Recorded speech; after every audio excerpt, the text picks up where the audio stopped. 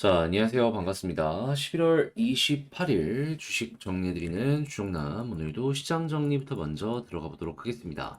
자, 들어가기 전에 구독과 좋아요, 알림 설정 한 번씩 부탁드리고요. 지금 어떤 내용 나오고 있는지 살펴보도록 하며 시장 하나씩 분석해 보도록 하겠습니다. 자, 일단 제일 먼저 이 뉴욕 증시 같은 경우에는 30일 PC 물가지수 발표가 앞두어지고 있습니다. 자, 그런 만큼 이게 인플레이션의 굉장히 중요한 지표 중에 하나라 시장은 이 지표 나오고 나서 움직이려고 현재는 이제 관망 심리가 조금 커졌다라고 볼 수 있고요. 자, 그에 따른 이제 쉬어가는 타이밍이다라는 부분 때문에 차익 실현 매물들이 출회되며 3대 지수 모두 하락하게 되었습니다. 자, 이게 도대체 뭐길래 이런 식으로 이제 시장이 움직이는 것이냐라는 걸 좀 말씀드리도록 하자면요. 자, 일단 지금 이 금리 관련해가지고 계속해서 올리다가 지금 어느 정도 둔화가 되고 이제 내년이면 금리가 인하가 될 수도 있다라는 얘기가 많이 나오잖아요. 근데 애초에 금리 자체를 올렸던 이유가 뭡니까? 물가 잡기 위함이잖아요. 이 물가의 영향을 가장 크게 미치는 세 가지 지표가 있습니다. 그게 뭐냐? 소비자 물가 지수인 CPI, 생산자 물가 지수인 PPI, 그리고 이 미국의 소비력을 알 수 있는 PC, 개인 소비 지출, 이렇게를 볼 수 있는데 이 중에 하나인 PC가 30일에 공개가 될 예정이다라는 거예요. 11월 기준으로 CPI랑 PPI는 괜찮게 나왔습니다. 그런데 만약에 이제 PC까지 나오게 된다면, 야, 이거 다음 달까지 연결되면 확실하게 미국의 물가 추세는 잡혔을 수도 있겠구나, 라고 볼 수가 있는 것이죠. 그리고 실제 PC에 대해서 현재 예상하고 있는 예상치 공개된 걸 살펴보도록 하자면, 식품이랑 에너지를 제외한 근원인 PC를 보더라도 9월 달에 3.7이었거든요. 근데 이것보다 0.2% 하락한 3.5 나올 것이다 라는 얘기 나오고 있고요. 그리고 이제 근원 말고도 일반 PC 같은 경우에도 이전에 0.3보다 0.1 빠진 0.2가 나올 것이다 라는 전망 내놓고 있는 거 확인할 수 있겠습니다. 그래서 예상치대로만 나오더라도 호재라고 인지를 할 수 있는 거고요. 예상치보다 훨씬 더 긍정적이라면 와, 금리 인하의 속도 붙겠구나 정도로 여러분들이 참고를 하시면 될 것 같습니다.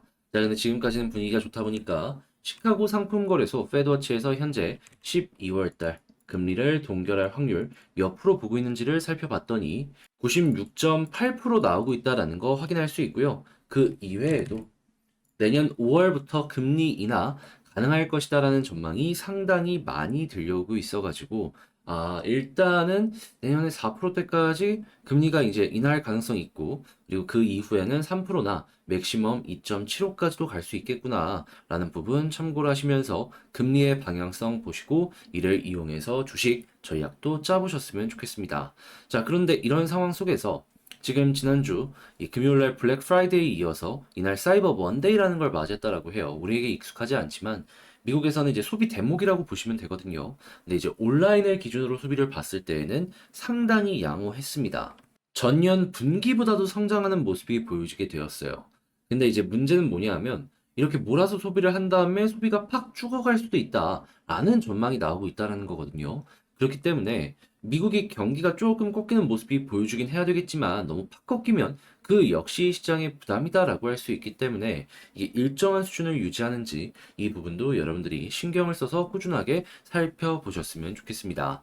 자, 그리고 지금 시장에서 가장 조금 크게 떠올랐다가 잠잠해진 이슈가 이스라엘과 팔레스타인 관련되어 있는 이 충돌 관련 내용이죠. 그런데 지금 이날 휴전 협상을 최근에 조금 어느 정도 이어간 데 이어서 이틀 정도 더 연장하는데 합의를 했다라고 합니다. 최초 4일에 이어서 2일이 더해진 건데 이제 하마스 같은 경우에는 여기서 2일 더 연장하기를 원한다라고 이야기가 들려오고 있거든요. 하지만 이스라엘 같은 경우에는 인질 석방에 따라서 하루씩 이를 더 연장하는 방안을 선호하는 것으로 알려지고 있습니다. 자, 근데 여기서 이제 알아야 될 건 무엇이다? 인질이 전부 다 풀려 나가잖아요. 그런데 계속 하마스를 공격한다라고 칩시다. 근데 민간인이 끊임없이 피해를 받는다면 국제사회에서 여기에 대해서 보는 시선은 어떻게 될까요? 지금도 굉장히 선진국들에서도 보시면은 반팔레스타인 반이스라엘 이 관련해가지고 굉장히 치열하게 시위가 벌어지고 있는 걸 확인할 수 있습니다. 이게 더 심해질 수 있을 거예요. 그럼 이스라엘 입장에서도 부담이 될 수밖에 없기 때문에 극단으로 안 갈 가능성이 어느 정도 보여줄 수 있고 그러면 그 주변국들에 대한 자극도도 낮아질 수 있지 않을까.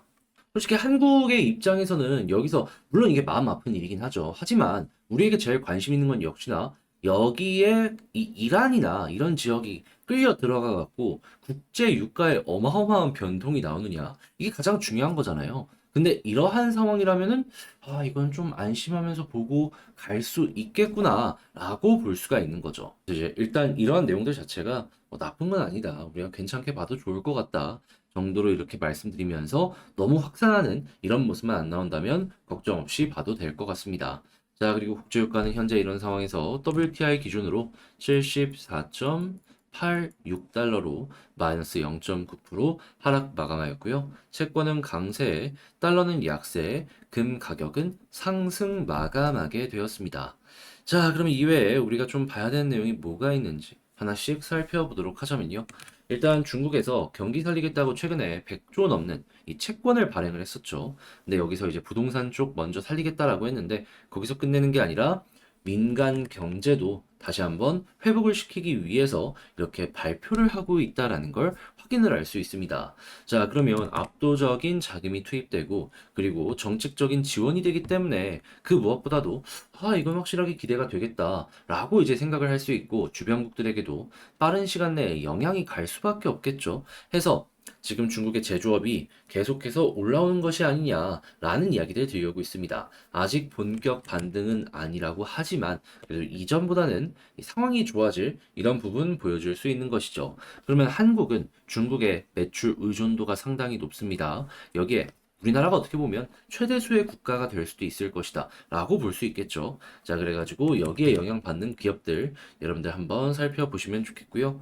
자, 그리고 당연히 이렇게 제조업이 살아나고 금리가 떨어지는 모습이 보여지게 된다면 경기가 살아날 테니까 운임 역시 올라가는 이런 모습을 노려볼 수 있는데 최근에 어떤 소식이 들려오고 있냐면 이 유라시아 쪽은 걱정이 없습니다. 근데 문제는 남미 그리고 다시 문제는 아메리카 대륙. 왜냐하면 아메리카 대륙이 이렇게 큰 대륙이 있는 이 상황에서 중간에 이렇게 왔다 갔다 동서를 왔다 갔다 할 수 있는 게 없습니다. 해서 만약에 이동을 할 거면 이렇게 뺑 둘러가야 됩니다. 근데 여기에 뭘 만들었다? 파나마 운하가나가 있거든요. 근데 파나마 지역에 지금 역대급 가뭄 이야기 들려오고 있습니다. 그러니까 이 가뭄 때문에 파나마 입장에선 현재 그 운하를 운행을 안 할 수는 또 없으니까 어떻게 하고 있냐면은 원래는 컨테이너가 100이라는 물량을 실으면요. 이거를 원래는 물을 요만큼 넣어줘가지고 100이라는 물량을 싣게 해줬거든요. 근데 이걸 이렇게 줄이는 겁니다. 이만큼 너희 실지 마. 그러면서 물을 조금만 쓰는 거예요, 전부 다. 근데 가뭄이 워낙 심해지니까는 이게 점점 내려가고 있는 상황이고 그런 만큼 컨테이너 이게 어떻게 된다? 당연히 선박량이 줄어들 수밖에 없기 때문에 효율이 안 나온다. 근데 이제 이거에 대해서 누군가는 야 이거 물 쓰는 건 알겠는데 이거 바닷물 쓰는 거 아니야? 걱정 없는 거 아니야? 라고 하실 수 있을 거예요. 바닷물 아니고요. 이 파나마가 산이잖아요. 그 주변에 호수가 하나 있습니다. 여기에서 물 끌어 쓰는 겁니다. 그런데 지금 호수가 말라가고 곧 있으면 뭐 바닥이 보일 것이다 라는 얘기까지 들리고 있어요. 자, 근데 이제 이런 상황에서 우리가 알 수 있는 건 뭐가 있을까요? 그럼 파나마 쪽이나 이런 데서 공사가 들어갈 수도 있겠지만, 어? 운임이 막혀? 과거에 이집트 수에즈운하 막혔을 때 운임지수 엄청나게 급등했었잖아요. 지금 제조업이 살아나는데 이렇게 파나마 운임이 계속해서 막히는 모습이 보여지게 된다면 운임지표 올라갈 가능성 높게 될 겁니다. 그것만 하더라도 야 이거 잘하면은 해운업 다시 한번 조금이나마 올라올 수 있겠는데 그리고 이 항공 화물 같은 경우에도 지금 납기 맞추려고 이런 움직임이 보여지고 있기 때문에 화물업도 다시 한번 올라올 수 있겠구나. 요거 한번 기대를 하시면서 보시는 거 상당히 괜찮을 것 같습니다. 자, 그리고 이런 상황 속에서 지금 이 날씨 이상기후 이런 것 때문에 이런 게 전 세계적으로 보여주고 있잖아요. 친환경에 대해서도 수요가 늘어날 수밖에 없는데 지금 LNG가 굉장히 떠오른 데 이어서 지금 암모니아 추진선도 굉장히 많은 수주가 들어오고 있다라고 합니다. 근데 암모니아가 뭐냐라고 하시는 분들이 있을 텐데 이거 그냥 수소 추진선이라고 생각하시면 돼요. 수소. 이 암모니아를 화학 반응 일으키면은 수소가 대략 한 75% 정도 나온다라고 제가 알고 있어요. 자, 그러면 이제 이런 식으로 딱 봤을 때 전 세계에 이 수소 관련되어 있는 생태계도 굉장히 빠르게 커지겠구나. 이 부분 참고를 하시면 될 것 같고요. 자, 그리고 친환경에 대한 니즈가 커지면은 당연히 전선 관련해서도 수요가 급증을 할 것이기 때문에 뭐 원전부터 시작을 해서 뭐 풍력이나 뭐 여러 가지 부분들에 사용이 될 전선 관련주도 다시 한번 살펴보시면 좋겠습니다. 자, 그리고 지금 K방산 뭐전 세계에서 포효를 하고 있다라고 하면서 실적이 굉장히 좋다라는 얘기들이 많이 들려오고 있어요. 자, 그랬을 때 우리가 알아야 되는 게 뭘로 이 한국에 이런 기업들이 굉장히 메리트 있는 모습을 보여주는 거냐라는 걸 생각을 해야 되는데 우리나라의 이제 강점이 뭐라라고 얘기를 하냐면 가성비. 그럼 앞으로도 일단 가성비적으로 포지션을 잘 잡는지를 보시고 해외 수요가 꾸준하게 연결될 수 있는지 여러분들도 한번 살펴보시면 좋을 것 같고요. 자, 그리고 지금 요즘에 이 헬스케어 관련해 가지고 정부의 규제가 조금씩 줄어들 것이다라는 얘기가 들리고 있는데 이쪽도 단순 제약 바이오뿐만 아니라 헬스케어까지 연결해서 봐야 될 필요가 있다라는 거 참고해 보시면 좋을 것 같습니다. 자, 그리고 마지막으로 이제 드디어 11월 말 다음 달이면 12월 달이죠. 배당 시즌 옵니다. 자, 그랬을 때 배당 액수 많이 받을 수 있는 종목들은 한번 크게 올라갈 가능성이 있을 것이다라고 생각이 드는데 우선주 봐야 되겠죠. 하지만 그만큼 지금 보면 괜찮은 종목들이 이런 금융 지주부터 시작을 해가지고 여러 가지 보험 회사가 될 것이다. 그러니까 저평가를 받았는데 돈 많이 번 회사들 같은 경우에는 올해가 어떻게 보면 기회일 수도 있겠네요. 그래서 이것까지 한번 보시라 말씀드리며 28일 오늘의 시장 정리 마쳐 보도록 하겠습니다. 자, 여러분 도움이 되었다라고 생각을 하신다면 구독과 좋아요, 알림 설정 한 번씩 부탁드리고요. 자, 그리고 지금 말씀드렸던 내용 같은 경우에는 우리 텔레그램 공부방에서 여러분들과 함께 이 내용을 장 시작하기 전에 보고 있으니까, 야, 이런 거 괜찮다. 내가 공부하고 있는 거 어떤 건지 한번 참고해보고 싶다. 라고 하신다면, 오셔가지고, 좋아요까지 한번 이렇게 꾹 눌러주시면 감사드리겠습니다. 자, 그러면 개별 종목 살펴보도록 할게요. 자, 안녕하세요. 반갑습니다. 제가 이번에 가지고 온 종목은 두산 에너빌리티를 가지고 왔습니다. 일단 에너빌리티 같은 경우에 이게 수급이 좋으니까 확실하게 치고 가는데 아직까지는 2%가 모자라다라는 생각이 좀 많이 들고 있거든요. 근데 이 2%를 채워줄 수 있는 내용들도 지금부터 제가 짚는 부분이 꾸준하게 유지된다면 보여줄 수 있을 겁니다. 자, 그럼 여기에서 우리가 핵심으로 봐야 되는 내용이 뭐가 있는지 지금부터 하나씩 살펴보도록 하겠습니다. 들어보시고 도움 된다면 구독과 좋아요, 알림 설정 한 번씩 눌러주시면 감사드리겠습니다. 자, 일단 가장 먼저 최근에 나오는 내용을 보면은 역시나 정부에서 원전을 계속해서 밀어주려는 이런 모습 보여주고 있습니다. 이거 매우 매우 긍정적인데 뭐 원전 좋다라는 얘기는 꾸준하게 드렸으니까 이번 시간에는 원전이 이 해외에서 좋다라는 것 말고도 한국이 이걸 왜 이렇게까지 밀어주고 있는지 여기에 대해서 조금 짚으면서 여러분들께 말씀을 드리도록 하자면은 일단 첫 번째 같은 경우에는 이 규모가 큰 만큼 이제 대기업 혼자서 하진 않을 거 아니에요. 하청 업체들까지 굉장히 큰 발주 주문이 들어올 수밖에 없을 것이고 그런 부분은 진짜로 이게 낙수죠. 낙수 효과가 쭉 내려가게 될 것이다. 자, 그리고 이렇게 해서 이 돈이 풀리는 부분도 돈이 풀리는 건데 원전하면은 일단은 최첨단의 제일 꼭대기에 있는 그런 사업 아니겠습니까? 자, 그러면 제조업 부분에 있어서 많은 기업들이 이 원청에서 내리는 이 규격을 맞추기 위해서 노력을 할 수밖에 없을 테니까 기술력이라는 걸 확보를 할 수밖에 없을 겁니다. 근데 이게 제조업 쪽이라면 소재부터 해가지고 여러 가지 부분으로 연결되는 부분이 있다 보니까는 또 이렇게 적용할 수 있는 이런 부분이 많아질 수 있거든요. 그러면 제조업 경쟁력도 높아지게 되겠죠. 요즘에 사람 없다 뭐다 하지만 그래도 경쟁력이 있으면 비교적 오래 버틸 수 있고 그리고 요즘에 로봇 쪽으로 해가지고 이야기들도 많잖아요. 그러면 야 그러면 미래 먹거리를 확보하는 데 있어가지고 이러한 움직임들 자체가 지금 정부가 어떻게 보면 되게 잘하고 있는 걸 수도 있겠다라고 생각을 할 수가 있는 겁니다. 그리고 원전을 설치한다고 끝이 아니잖아요. 물론 어느 정도는 무상 AS를 해야 되겠지만 유지 보수를 일정 기간 이후부터는 꾸준하게 돈 받고 해줄 수 있습니다. 이것도 또 하나의 미래 사업이다라고 생각을 할 수가 있는 것이고 그리고 나중에는 이렇게 원전의 기술력이 있는 걸 증명을 한다면 이제 원전 폐기물 처리부터 시작을 해가지고 여러 가지도 계속해서 나올 거 아니에요. 그쪽으로도 확장을 할 수가 있는 거죠. 그리고 원전하면 수도 관련으로도 주목도가 높기 때문에 다음에 우리 이런 것도 있으니까 한번 살펴보세요라고 이 미래 사업을 밀어 넣을 수도 있는 것이고 그렇기에 이거 하나로 끝나는 게 아니라 기대할 수 있는 게 너무 많기 때문에 이 부분은 정말 좀 잘하는 내용이다.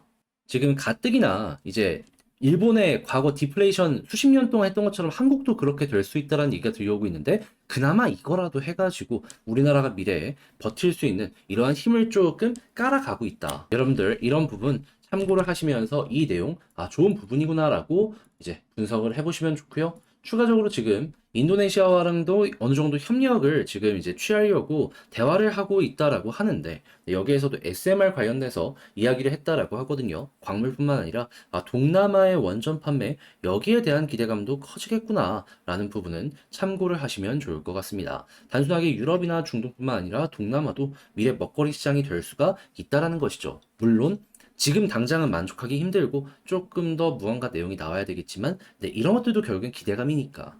그래서 일단 나오는 내용들 아주 괜찮다 정도로 파악을 해두시면 되고요. 자, 그리고 이런 상황에서 이제 수급과 차트를 보면서 분석해 보도록 하자면 일단 수급 봤을 때 너무 완벽하잖아요. 제가 계속 강조드리는 외국인 수급 오늘 또 들어왔고요. 기관 들어왔습니다. 그러면 외국인 빨간불 유지되면은 그냥 홀딩하고 있으시면 됩니다. 그리고 내일도 만약에 이게 유지가 되잖아요. 그러면 제가 계속 강조드리고 있는 이 60일선 설령 돌파를 못한다라고 하더라도 조금 더 지켜볼 수 있는 힘이 될 거예요. 근데 만약에 이런 수급과 함께 여기를 돌파하는 모습이 보여지게 된다면 우리 몇 번이고 겪었잖아요. 여기를 돌파했을 때 굉장히 힘 있는 대형의 파동이 나온다라는 걸. 그러면 이때부터는 쭉 치고 가는 모습 노려보시면 되는 겁니다. 그랬을 때 지지라인 우리 편하게 어떤 거 보시면 된다고요? 일단 넉넉하게 21선 보시면 되고요. 여기 두 군데를 동시에 돌파하는 모습이 보여지게 된다면은 볼린저 밴드 상단을 이탈하지 않는다라는 전제하에 이탈 안 하니까 계속 올라가잖아요. 올라가는 대로 두면 되는 거고요. 가게 둔 상황에서 갑자기 이탈하는 모습이 보여지게 된다면 다시 한번 올라가는 경우의 수가 있다라고 하더라도 대부분은 빠지기 때문에 여기에서는 정리하는 이러한 전략을 취하시면 되는 거죠. 그랬을 때 우리의 1차 목표는 어디다? 481선 부근이다. 과거에 다 보여준 이런 패턴이고 몇 번이고 반복됐기 때문에 여러분들은 이러한 내용만 몇 번이고 반복해가지고 두산 에너빌리티 잘 좋은 결과로 연결을 시켜가시면 될 것 같아요. 자, 그럼 지금 봤던 걸 바탕으로 총정리 한번 하면서 이 에너빌리티 영상을 맞춰보도록 하자면요. 일단 첫 번째 같은 경우에는 나오는 뉴스를 놓고 봤을 때 여전히 좋은 소식이 들려오고 있지만은 지금도 더 좋아지고 있다. 그렇기 때문에 이거는 높은 평가를 해줄 필요가 있다. 자, 그리고 두 번째 같은 경우에는 수급을 놓고 봤을 때 외국인 기관 좋잖아요. 이거 유지되면은 걱정하지 말고 좀 조정이 나온다라고 하더라도 홀딩 하시는 거 여러분들께 말씀드리고 싶고요. 지지라인은 21선 넉넉하게 보시고 61선 그리고 볼린저 밴드 상단까지 돌파하게 된다면 481선까지 노려보자. 이때 차트의 디테일은 볼린저 밴드 상단 위에 있으면 홀딩이고 여기를 이탈한다면 이때 어느 정도의 정리를 생각하시면 좋을 것 같습니다. 자, 이렇게 해서 에너빌리티 한번 쭉 봤는데 이 위쪽에 대해서 궁금해하시는 분들도 있겠지만 이건 나중 얘기니까 그때 가서 다시 한번 다뤄보도록 하고요. 일단은 여기에 집중해서 여러분들 만족스러운 결과까지 유지가 되었으면 좋겠습니다. 자, 이렇게 해서 한번 맞춰봤는데 도움이 되었다면 구독과 좋아요, 알림 설정 한 번씩 부탁을 드리고요. 이상 주식 정리해드리는 주정남이었으며 전 다음에 더 좋은 영상으로 다시 인사를 드리도록 하겠습니다. 여러분들 날이 추워지고 있는데 감기 조심하세요.